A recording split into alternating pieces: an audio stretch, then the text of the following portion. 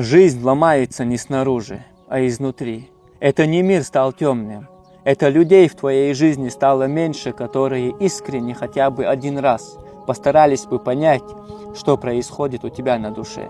Я, когда кругом искал изъяны, упустил из виду человека, который под покрывалом внимания и заботы каждый день продолжал забивать гвозди в мою душу. Я кричал о боли всем, но мои слова не услышал тот, кого я считал для себя самым близким. Есть одна мудрость.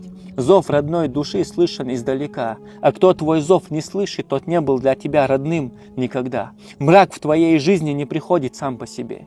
Его приносят в твою жизнь люди, которым ты очень сильно доверился. А доверие – это то, что либо держит тебя на плаву, либо оставляет тебя без доступа к воздуху. Я очень сильно ждал твоих слов, совсем не понимая, что их отсутствие – это самый честный из всех ответов.